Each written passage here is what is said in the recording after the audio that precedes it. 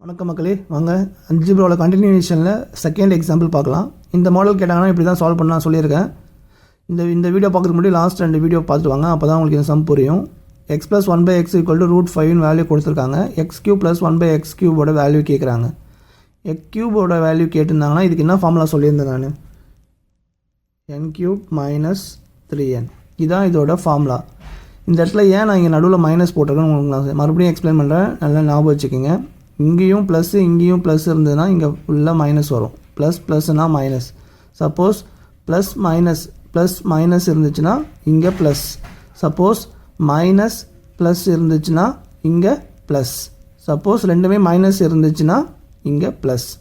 இது சிம்பிளாக நீங்கள் ஞாபகம் வச்சுக்கணுன்னா ரெண்டுமே ப்ளஸ்ஸாக இருந்தால் மட்டும்தான் மைனஸ் வரும். மற்றது எப்படி மாற்றி கேட்டிருந்தாலும் ப்ளஸ் தான் வரும். இது எல்லா ஃபார்முலாக்கும் அப்ளிகபிள். ஓகேங்களா, இதை மட்டும் மறந்துடாதீங்க. இப்போ இதை சால்வ் பண்ணலாமா? n³ - 3n. இதை ஃபஸ்ட்டு க்யூப் பண்ணணும்.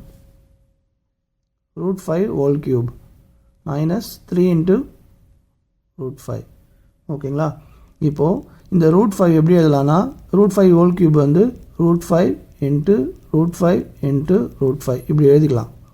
-3 × √5. ஓகேங்களா, இப்போ இந்த 2 √5 இருக்குது பாருங்கள், இதை 5ன்னு எழுதிக்கலாம். அதனால தான் இப்படி நான் பிரித்து எழுதினேன். ஓகேங்களா, அப்போ ரிமைனிங் 1 √5 மட்டும் தான் இருக்கும். -3 √5.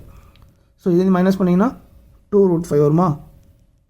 இதுதான் இதோட ஆன்சர். ஓகேங்களா, இப்படி தான் இதை சால்வ் பண்ணணும். ஞாபகம் வச்சுக்கோங்க, x + 1/x = வேல்யூ கொடுத்துருக்காங்க. x³ வேல்யூ கேட்டிருந்தாங்க அப்படின்னா நீங்கள் என்ன பண்ணணும், ஃபஸ்ட்டு சைன் தான் பார்க்கணும். ரெண்டுமே ப்ளஸ்ஸாக இருந்ததுன்னா n³ - 3n. சப்போஸ் சைன் வேறுபட்டுச்சு, ரெண்டுமே ப்ளஸ் இல்லாமல் மைனஸ் ப்ளஸ் மைனஸ் இல்லைனா மைனஸ் அப்படி இருந்துச்சுன்னா ப்ளஸ் போடணும்.